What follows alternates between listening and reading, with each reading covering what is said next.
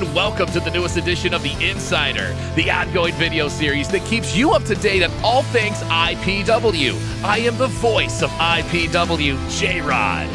Battle lines took place in Ypsilanti, Michigan, and it began with a matchup between Big Jorge and LaDon Sanders.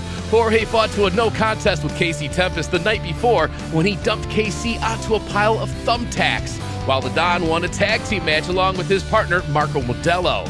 LaDon controlled the majority of the match and looked like he was on his way to handing Big Jorge his first official loss, but a quick distraction and a handful of the white substance that won him the tag team titles ended up winning Big Jorge this match as well. Speaking of Big Jorge, he is scheduled to settle the score with Casey Tempest this weekend at Whiteout in a hardcore match. With Felix Morio on the injured list, Casey Tempest has taken his partner Felix Morio's issue with Big Jorge and made it his own. Will Casey Tempest be able to hand Big Jorge his first defeat? Or will Big Jorge move into title contention with a big win over Casey Tempest? Max Morrison defied Jeremiah Nazareth's orders at Block Party, leading Nazareth to search for a third member for the Forgotten, and he chose a young Thomas Bailey. A great choice, Thomas Bailey being a hungry up-and-comer who has yet to find success in IPW. Nazareth and Bailey teamed up in a fatal four-way tag team match against a debuting team known as the Bruisers, a returning Forever Young and Father Marquise, and a debuting CJ Cole and Hu Ao Ming.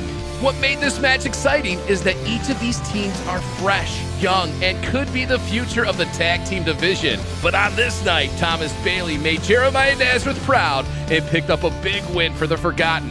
I wonder what Max Morrison is thinking watching from home as Nazareth has begun bonding with a new follower. Terry Van Avery has come to terms with the fact that Josh Raymond no longer wants anything to do with him, and unless he can convince Josh to sign a contract for a match with him, there isn't going to be a fight between the two. However, Terry knows that Josh Raymond wants nothing more than to be IPW champion. So Terry let it be known that he would face whoever he has to in order to get closer to the IPW championship. Former IPW champion Ren Jones has the same goal and was ready to answer the challenge. Terry and Ren battled once before in a complete blowout where Ren submitted Terry in less than a minute.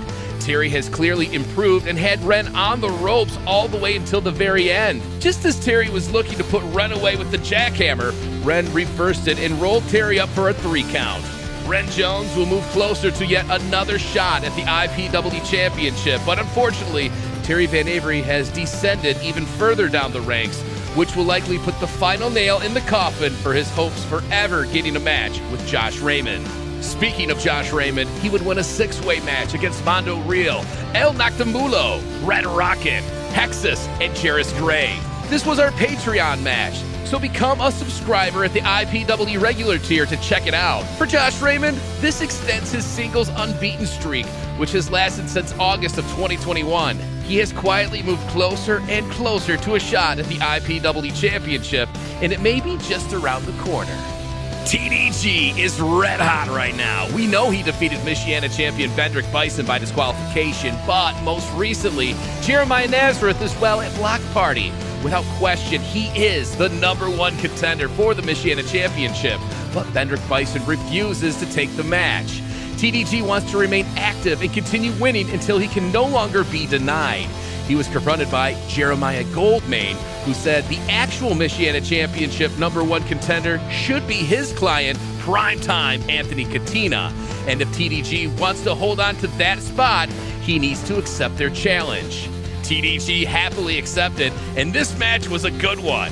Fast-paced and violent, both TDG and Anthony Katina proved they wanted that shot at Vendrick Bison and the Michiana Championship. In what was without a doubt the most impressive performance of his IPW career, TDG picked up yet another incredible victory. And with that win, management has mandated that Vendrick Bison defend his title against TDG or be stripped of it.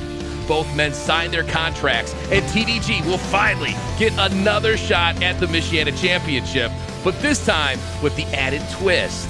Since Vendrick Bison got himself disqualified to keep the title at Aftermath, the booking committee has ordered that Bison will not have the championship advantage in this match. The winner of the match, regardless of how, will leave Michiana champion. The big fight goes down Saturday, July 29th at Whiteout. It is worthy to note that Jeremiah Goldmain blamed his client's loss on our referee, Chris Young. Goldmain has been bullying Chris for a few months now, but he went way over the line this time with a hard slap to Chris's face after the match.